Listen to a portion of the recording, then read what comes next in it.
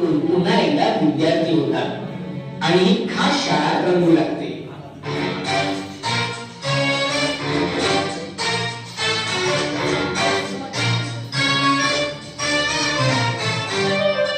इथं वेगवेगळ्या खेळांच्या माध्यमातून आपापसातले सारे भेद नाहीसे होऊन ज्ञानाचा पाझर खोलवर झेपत जातो. शेतीतल्या आर्थिक साक्षरतेचे धडे उडवले जातात.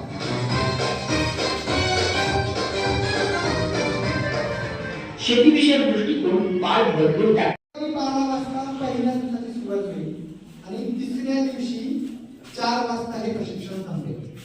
म्हणजे 3 दिवस आणि 2 रात्री असे हे ट्रेनिंग त्या ठिकाणी असणार.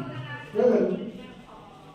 दुपारी 12 वाजता सुरू होईल आणि दुपारी 4 वाजता तिसऱ्या दिवशी प्रशिक्षण काय होईल तर संपुष्टात येईल. थोडंसं आणखी पुढे जाऊया.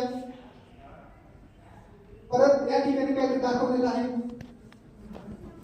काय असेल तुम्ही सांगू शकता का? प्रशिक्षण केंद्रापर्यंतचा प्रवास. जो काही आपला प्रवास आहे तालुका ते ट्रेनिंग सेंटर आणि ट्रेनिंग सेंटर ते तालुका, हा प्रवास पाणी फाउंडेशन आयोजित करेल. म्हणजे तुम्हाला कुठपर्यंत यायचं आहे? तालुक्यापर्यंत यायचं आहे.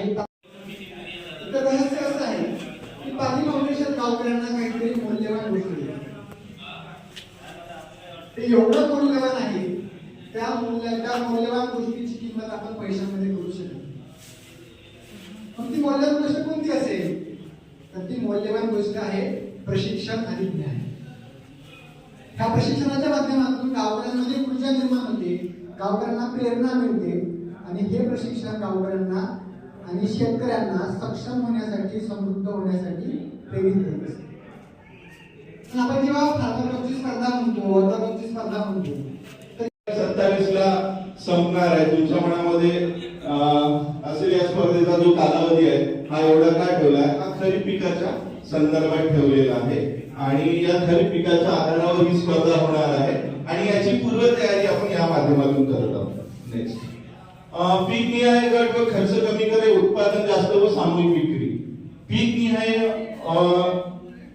गट याच्यामध्ये सामील करण्यात गेल्या 1 वर्ष पाणी फाउंडेशनची वाटचाल मी बघतोय.